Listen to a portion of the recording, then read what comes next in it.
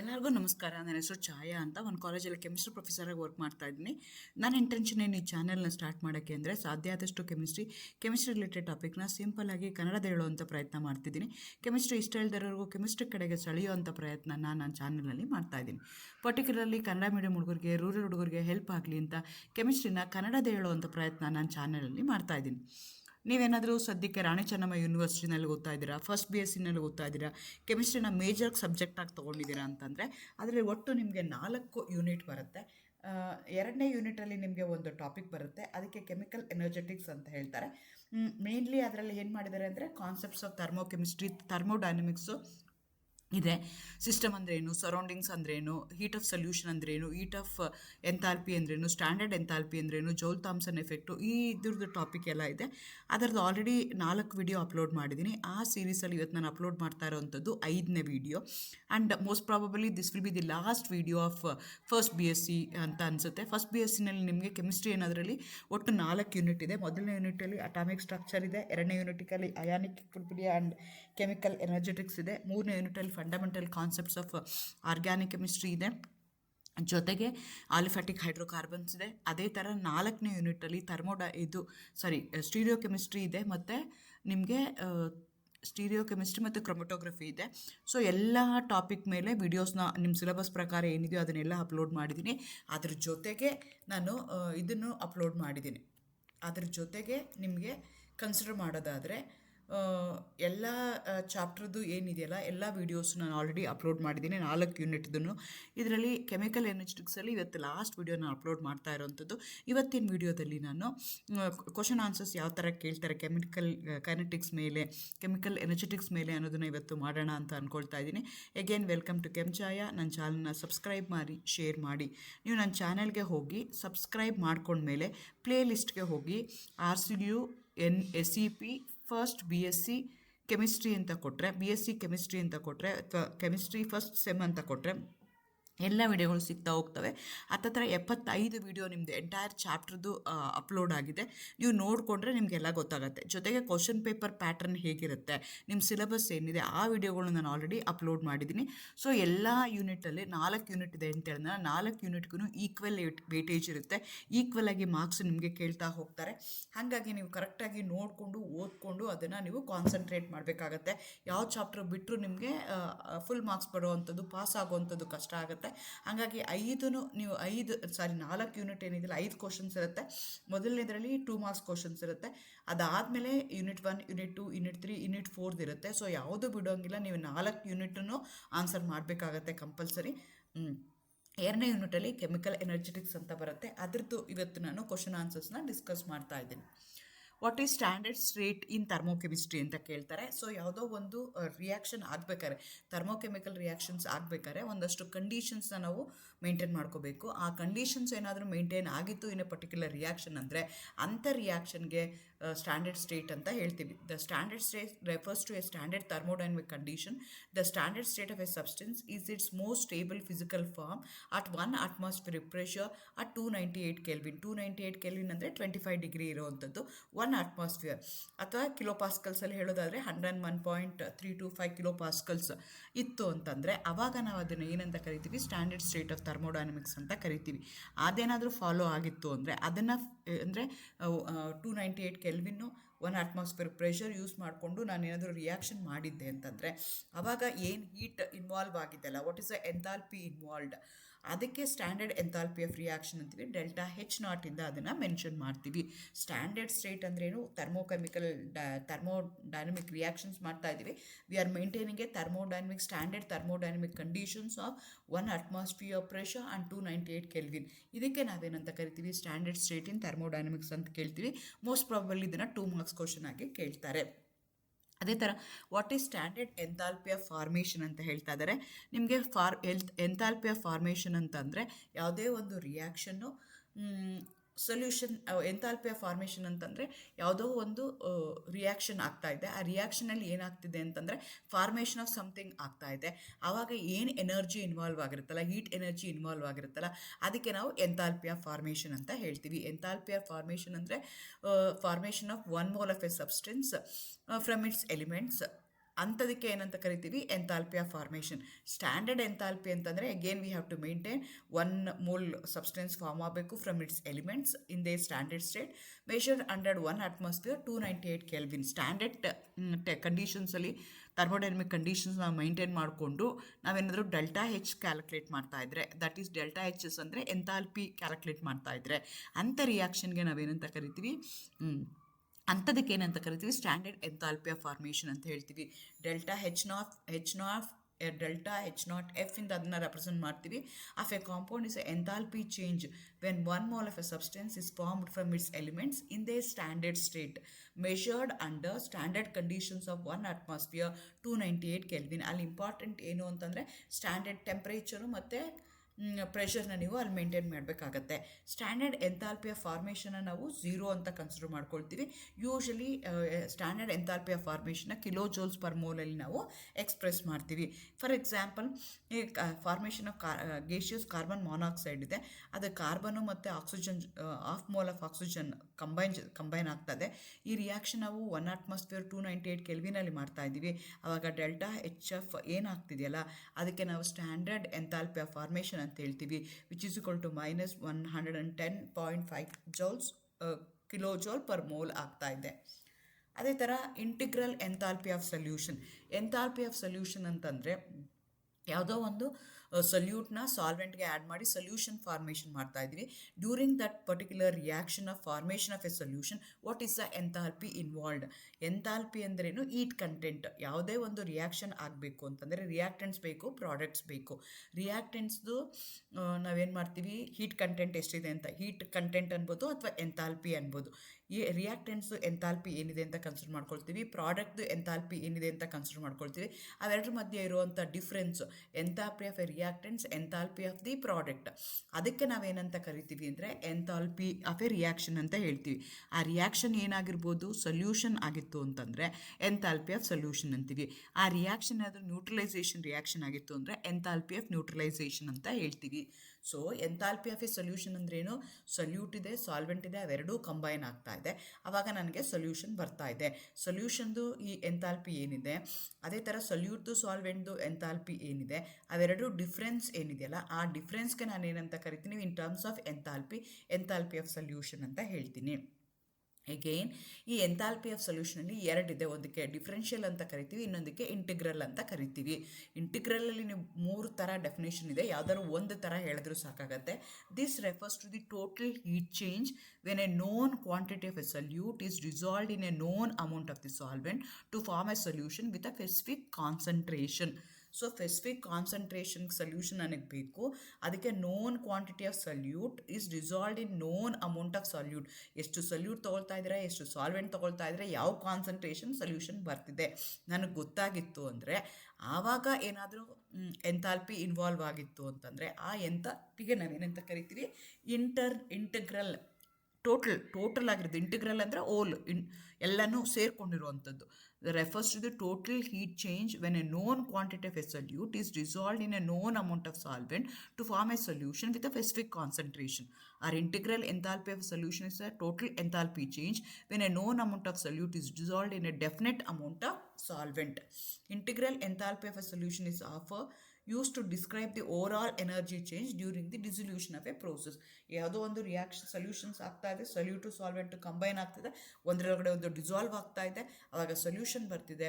ಆವಾಗ ಏನು total energy involve ಆಗಿದೆ, ಟೋಟಲ್ ಹೀಟ್ ಎನರ್ಜಿ ಇನ್ವಾಲ್ವ್ ಆಗಿದೆ, ಅದಕ್ಕೆ ನಾವೇನಂತ ಕರಿತೀವಿ, ಎಂಥಾಲ್ಪಿ ಆಫ್ ಸೊಲ್ಯೂಷನ್ ಅಂತ ಕರಿತೀವಿ. It is expressed in kilo joules per mole. ಅದೇ ಥರ what is differential enthalpy of solution ಅಂತ ಕೇಳ್ಬೋದು. ಡಿಫ್ರೆನ್ಷಿಯಲ್ ಎಂಥಾಲ್ಪಿ ಆಫ್ ಸೊಲ್ಯೂಷನ್ ಅಂತಂದರೆ we are going to add a very small amount of the solute a large amount of the solvent. So concentration ಏನಾಗುತ್ತೆ, negligible ಆಗುತ್ತೆ. The enthalpy changes per mole of a solute added to a very large quantity of a solution. This describes the instantaneous heat change when a small amount of the solute is added to a large amount of the solute. ಈಗ ನಿಮ್ಗೆ ಗೊತ್ತಿದೆ solution ಹೆಂಗೆ formation ಆಗುತ್ತೆ, ಸೊಲ್ಯೂಟು ಸಾಲ್ವೆಂಟು ಎರಡು add ಮಾಡಿದಾಗ solution ಬರುತ್ತೆ. So ಸಾಲ್ವೆಂಟ್ನ large quantity solvent ತೊಗೊಂಡು very small amount of ಸೊಲ್ಯೂಟ್ನ ತೊಗೊಂಡಾಗ ಸೊಲ್ಯೂಷನ್ ಫಾರ್ಮೇಷನ್ ಆಗುತ್ತೆ. ಬಟ್ ಅದರದ್ದು ಹೀಟ್ ಇನ್ವಾಲ್ವ್ಡ್ ಏನಿದೆಯಲ್ಲ that will be very small ಇರುತ್ತೆ. ಅಂಥದಕ್ಕೆ ನಾವೇನಂತ ಕರಿತೀವಿ, ಡಿಫ್ರೆನ್ಷಿಯಲ್ ಎಂಥಾಲ್ಪಿ ಆಫ್ ಸೊಲ್ಯೂಷನ್ ಅಂತ ಹೇಳ್ತೀವಿ. The differential enthalpy of a solution is often expressed as the partial derivative of the total enthalpy of the solution with respect to the amount of the solute, keeping the amount of the solvent constant. So ಇಂಟಿಗ್ರಲಲ್ಲಿ ಏನು ಮಾಡ್ತೀವಿ ಅಂತಂದರೆ, I know what is the amount of solute and what is the amount of solvent I am dissolving, what is the concentration the solution I am getting. ಆವಾಗ ನನಗೆ total energy ಏನಿದೆಯಲ್ಲ, heat energy ಏನಿದೆಯಲ್ಲ, ಅದಕ್ಕೆ integral enthalpy of solution ಅಂತೀನಿ. Differential ಏನು ಮಾಡ್ತೀವಿ ಅಂತಂದರೆ, ಸಾಲ್ವೆಂಟ್ನ ವೆರಿ ಲಾರ್ಜ್ ಕ್ವಾಂಟಿಟಿ ತೊಗೊಂಡು, ಸೊಲ್ಯೂಟ್ನ very very very very tiny amount of ಸೊಲ್ಯೂಟ್ನ ತೊಗೊಂಡು ಸೊಲ್ಯೂಷನ್ನ ಮಾಡಿದಾಗ ಏನು ಬರುತ್ತಲ್ಲ, ಅದಕ್ಕೆ ಡಿಫ್ರೆನ್ಷಿಯಲ್ ಎಂಥಾಲ್ಪಿ ಆಫ್ ಸೊಲ್ಯೂಷನ್ ಅಂತ ನಾವು ಹೇಳ್ತೀವಿ. ಅದೇ ಥರ ಎಂಥಾಲ್ಪಿ ಆಫ್ ಡೈಲ್ಯೂಷನ್ ಅಂತ ವರ್ಡ್ ಯೂಸ್ ಮಾಡ್ತೀವಿ. ಈಗ ಏನಾಗಿದೆ ನಂತರ ಸೊಲ್ಯೂಷನ್ ಇದೆ, ಸಲ್ಯೂಟು ಸಾಲ್ವೆಂಟು ಎರಡು ಆ್ಯಡ್ ಮಾಡಿದಾಗ ಸೊಲ್ಯೂಷನ್ ಬಂದಿದೆ, ಅದಕ್ಕೆ ನಾನು ಡೈಲ್ಯೂಟ್ ಮಾಡಬೇಕು ಅಂದರೆ ಏನು, for that I am going to add ಸಾಲ್ವೆಂಟ್ನ ಆ್ಯಡ್ ಮಾಡ್ತೀನಿ. ಎಷ್ಟು ಸಾಲ್ವೆಂಟ್ನ ಆ್ಯಡ್ ಮಾಡಿ ಯಾವ ಕಾನ್ಸಂಟ್ರೇಷನ್ಗೆ ನಾನು ಅದನ್ನು ರೆಡ್ಯೂಸ್ ಮಾಡ್ತಾ ಇದ್ದೀನಿ ಅಥವಾ ಇನ್ಕ್ರೀಸ್ ಮಾಡ್ತಾ ಇದ್ದೀನಿ ಅಂತ ಹೇಳ್ತೀವಲ್ಲ, ಅದಕ್ಕೆ ಇಂಟಿಗ್ರಲ್ ಎಂಥಾಲ್ಪಿ ಆಫ್ ಡೈಲ್ಯೂಷನ್ ಅಂತ ಹೇಳ್ತೀವಿ. Enthalpy changes when a known amount of solvent is added to a known amount of the solution. ಎರಡೂ ನನಗೆ ಗೊತ್ತಿದೆ, ಅಂದರೆ ನಾನು ಎಷ್ಟು ಸೊಲ್ಯೂಷನ್ಗೆ ಎಷ್ಟು ಸಾಲ್ವೆಂಟ್ನ ಆ್ಯಡ್ ಮಾಡ್ತಾ ಇದ್ದೀನಿ, concentration of the solution after adding the solvent ಏನು ಬರ್ತಿದೆ ಅದರದ್ದು ಕಾನ್ಸಂಟ್ರೇಷನ್ ನನಗೆ ಗೊತ್ತಿದೆ. ಅದಕ್ಕೆ ನಾನೇನಂತ ಕರಿತೀನಿ, ಇಂಟಿಗ್ರಲ್ ಎಂಥಾಲ್ಪಿ ಆಫ್ ಡೈಲ್ಯೂಷನ್ ಅಂತ ಹೇಳ್ತೀನಿ. ಫಾರ್ ಎಕ್ಸಾಂಪಲ್ 1 ಮೋಲಿಂದ 0.1 ಮೋಲ್ಗೆ ನಾನು ರೆಡ್ಯೂಸ್ ಮಾಡಬೇಕು, ಡೈಲ್ಯೂಷನ್ ಮಾಡಬೇಕು. ಆವಾಗ ಏನು ಎನರ್ಜಿ ಚೇಂಜ್ ಇನ್ವಾಲ್ವ್ ಆಗಿದೆ, ಅದಕ್ಕೆ ಎಷ್ಟು ಸಲ್ಯೂಟ್ನ ನಾನು ಆ್ಯಡ್ ಮಾಡಬೇಕು, ಆವಾಗ ನನಗೆ ಏನು ಹೀಟ್ ಇನ್ವಾಲ್ವ್ ಆಗಿದೆ ಇನ್ ದಟ್ ಪರ್ಟಿಕ್ಯುಲರ್ ರಿಯಾಕ್ಷನ್, ಅದಕ್ಕೆ ಎಂಥಾಲ್ಪಿ ಆಫ್ ಡೈಲ್ಯೂಷನ್ ಅಂತ ನಾವು ಹೇಳ್ತೀವಿ. ಅದೇ ಥರ ಡಿಫ್ರೆನ್ಷಿಯಲ್ ಎಂಥಾಲ್ಪಿ ಆಫ್ ಡೈಲ್ಯೂಷನ್, ಇಲ್ಲಿ ಸೊಲ್ಯೂಷನ್ ಇದೆ, ಆ ಸೊಲ್ಯೂಷನ್ಗೆ ಏನು ಮಾಡ್ತಾ ಇದ್ದೀನಿ ನಾನು ಅಂದರೆ ತುಂಬ ಸ್ಮಾಲ್ ಚೇಂಜ್ ಮಾಡ್ತಾ ಇದ್ದೀನಿ. ಅದಕ್ಕೆ ಬರೀ ಈಗ ಒಂದು 10 ಲೀಟ್ರ್ ಸೊಲ್ಯೂಷನ್ ಇದೆ ಅಂದರೆ ಒಂದೇ ಒಂದು ml ವಾಟರ್ ಹಾಕ್ತಾ ಇದ್ದೀನಿ, ಅವ್ನು ಡಸಂಟ್ ಮೇಕ್ ಎನಿ ಚೇಂಜ್. ಅದಂಥ ಡಿಫ್ರೆನ್ಸ್ ನನಗೆ ಮಾಡಲ್ಲ. Very tiny amount, very small amount. 10 litre compare ಮಾಡಿದ್ರೆ 1 ml ವೆರಿ ಸ್ಮಾಲ್. ಆ 1 ml ಹಾಕಿದಾಗ ಹೀಟ್ ಚೇಂಜ್ ಆದ್ರೂ ನೆಗ್ಲಿಜಿಬಲ್ ಅಮೌಂಟ್ ಇರುತ್ತೆ, ಅಂಥ ಹೀಟ್ ಇನ್ವಾಲ್ವ್ ಆಗಿರುತ್ತಲ್ಲ, ಅದಕ್ಕೆ ಡಿಫ್ರೆನ್ಷಿಯಲ್ ಎಂಥಾಲ್ಪಿ ಆಫ್ ಡೈಲ್ಯೂಷನ್ ಅಂತ ಹೇಳ್ತೀವಿ. If you add a tiny amount of a solvent to a very large solution, the differential enthalpy of the dilution will be the heat change associated with it with the infinitesimal dilution. ಅದೇ ಥರ what is bond energy ಅಂತ ಹೇಳ್ತಾರೆ. Bond ಎನರ್ಜಿಗೆ bond enthalpy ಅಂತಲೂ ಕರೀತಾರೆ. Average energy required to break 1 mole of a specific type of a bond in a gaseous molecule. ನೀವು don't get confuse with the bond dissociation energy and bond energy. Bond energy ಅಂದರೆ average energy required to break 1 mole of a specific type of a bond, ಅದಕ್ಕೆ ನಾವೇನಂತ ಕರಿತೀವಿ, bond energy ಅಂತ ಕರಿತೀವಿ. For example combustion of methane ಇದೆ. Methane ಏನಾಗ್ತಿದೆ, CH4+O2 ಜೊತೆಗೆ react ಆಗ್ತಿದೆ, ಕಾರ್ಬನ್ ಡೈಆಕ್ಸೈಡ್ ಮತ್ತು 2 moles ಆಫ್ ವಾಟರ್ನ ಕೊಡ್ತಾ ಇದೆ. ಎಷ್ಟು ಬಾಂಡ್ ಬ್ರೇಕ್ ಆಗ್ತಾ ಇದೆ ಇಲ್ಲಿ, ಒಟ್ಟು 4 CH ಬಾಂಡ್ ಬ್ರೋಕ್ ಆಗ್ತಿದೆ. 1 bond broke CH bond broke ಆಗೋಕ್ಕೆ 412 ಬೇಕಾಗುತ್ತೆ, ಅಷ್ಟು ಎನರ್ಜಿ ಆಯಿತು. ಅದೇ ಥರ ಎಷ್ಟು ಬಾಂಡ್ ಬ್ರೇಕ್ ಆಗ್ತಿದೆ, 2 ಬಾಂಡ್ ಬ್ರೇಕ್ ಆಗ್ತಾ ಇದೆ. ಸೊ ಹಾಗಾಗಿ ನಾವೇನು ಮಾಡ್ತೀವಿ, 2 × 498 ಅಂತ ಹೇಳ್ತೀವಿ. So the bond energy is the average energy required to break 1 mole of a specific type of a bond in a gaseous molecule. ಆ ಥರ ಬಾಂಡ್ ಫಾರ್ಮ್ಡ್ ಏನಾಗಿದೆ ಅದನ್ನು ತೊಗೊಳ್ತೀವಿ. ಅವೆರಡರ ಮಧ್ಯೆ ಇರುವಂಥ ಡಿಫ್ರೆನ್ಸ್ ಏನಿದೆಯಲ್ಲ, ಆ್ಯಾವ್ರೇಜ್ ಡಿಫ್ರೆನ್ಸ್ನ ತೊಗೋಬೇಕು. ಬಾಂಡ್ ಫಾರ್ಮ್ದು ತೊಗೋಬೇಕು, ಬಾಂಡ್ ಡಿಸೋಸಿಯೇಟ್ ಆಗಿ ತೊಗೋಬೇಕು. ಅವೆರಡರ ಮಧ್ಯೆ ಇರೋ ಡಿಫ್ರೆನ್ಸ್ ಏನಿದೆಯಲ್ಲ, ಆ ಡಿಫ್ರೆನ್ಸ್ಗೆ ಆ್ಯಾವ್ರೇಜ್ಗೆ ನಾವೇನಂತ ಕರಿತೀವಿ ಅಂತಂದರೆ ಬಾಂಡ್ ಎನರ್ಜಿ. ಯಾವ್ದು ಬೇಕಾದ್ರೂ ಹೆಚ್ಚಾಗಿರ್ಬೋದು, ಯಾವ್ದು ಬೇಕಾದ್ರೂ ಕಡಿಮೆ ಆಗಿರ್ಬೋದು. ಬಾಂಡ್ ಬ್ರೋಕನ್ ಎನರ್ಜಿ ಜಾಸ್ತಿ ಇರ್ಬೋದು, ಬಾಂಡ್ ಫಾರ್ಮ್ಡ್ ಎನರ್ಜಿ ಜಾಸ್ತಿ ಕಡಿಮೆ ಇರ್ಬೋದು. ಸೊ ಅವೆರಡಕ್ಕೆ ಇರುವಂಥ ಡಿಫ್ರೆನ್ಸ್, ಆವ್ರೇಜ್ ಡಿಫ್ರೆನ್ಸ್. ಎಗೇನ್ ಅದು ನೆಗೆಟಿವ್ ಬಂತು ಅಂತಂದರೆ ಎಕ್ಸೋಥರ್ಮಿಕ್ ಅಂತೀವಿ, ಪಾಸಿಟಿವ್ ಬಂತು ಅಂತಂದರೆ ಎಂಡೋಥರ್ಮಿಕ್ ರಿಯಾಕ್ಷನ್ ಅಂತ ಹೇಳ್ತೀವಿ. ಇದಕ್ಕೆ ನಾವು ಬಾಂಡ್ ಎನರ್ಜಿ ಅಂತ ಕರಿತೀವಿ.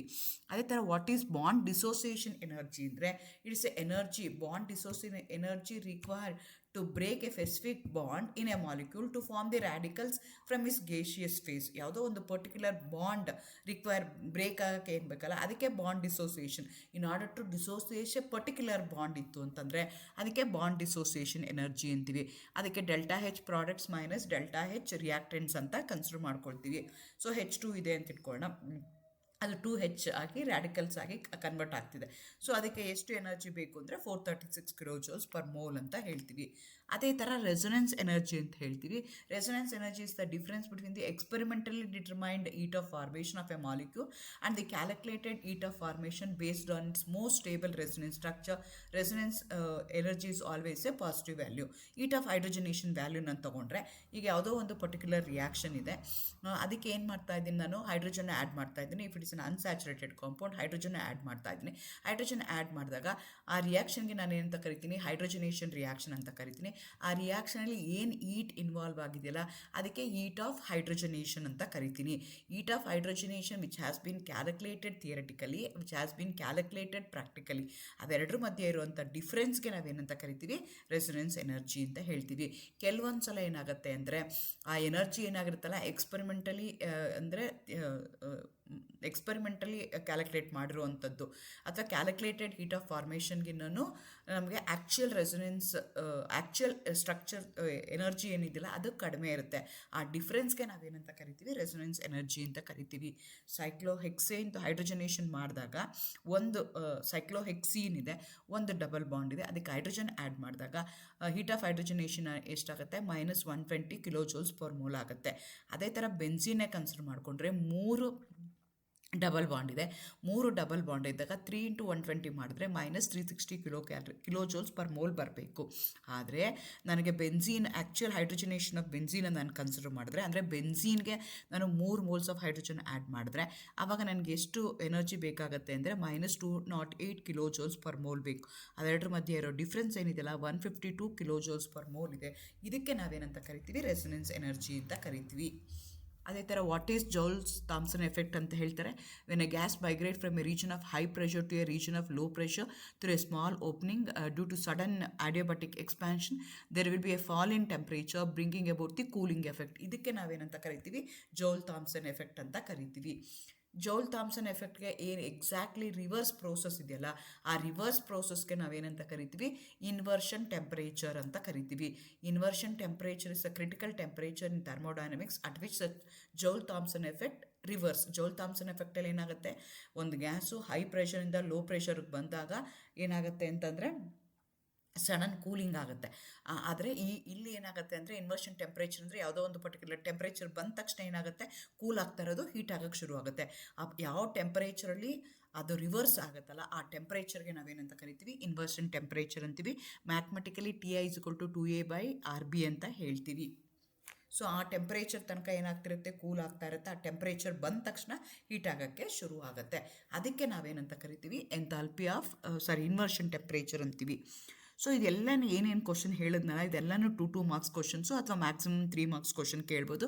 5 ಮಾರ್ಕ್ಸ್ ಕ್ವಶನ್ ಯಾವ್ದು ಕೇಳ್ಬೋದು ಈ ಚಾಪ್ಟ್ರಲ್ಲಿ ಅಂತಂದರೆ ಇದೊಂದೇ, derive the Kirchhoff equation for the variation enthalpy of A reaction with temperature at A constant pressure ಅಂತ ಇದೆ.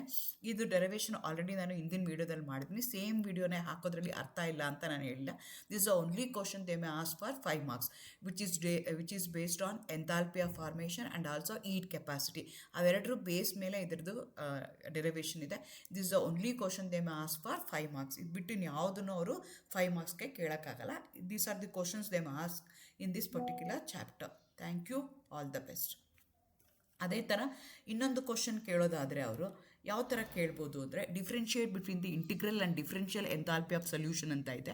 ಅದನ್ನು ಬೇಕಾದ್ರೆ ಕೇಳ್ಬೋದು. Integral enthalpy of a solution refers to the total enthalpy change when a finite amount of the solute dissolved in a solvent to form the solution of a specific concentration. Again and integral, differential enthalpy of solution and enthalpy of dilution ಇದೆ ನಿಮ್ಮ syllabus ಪ್ರಕಾರ. ಇವೆರಡರಲ್ಲಿ ಇದನ್ನು 2 ಮಾರ್ಕ್ಸ್ಗೆ differentiate ಮಾಡಿ ಅಂತ ಕೇಳ್ಬೋದು. Differentiate ಮಾಡಿ ಅಂತ ಕೇಳಿದಾಗ ಅದರದ್ದು ಡೆಫಿನೇಷನ್ ಇದರದ್ದು ಡೆಫಿನೇಷನ್ ನೀವು ಹೇಳಿದ್ರೆ ಸಾಕಾಗುತ್ತೆ. ಇದನ್ನು ಒಂದು ಸಲ ಕೇಳಿದರೆ 2 ಮಾರ್ಕ್ಸ್ಗೆ ಈ ಥರ ಕ್ವಶನ್ ಅವರು ಕೇಳ್ಬೋದು. Thank you, all the best, good luck.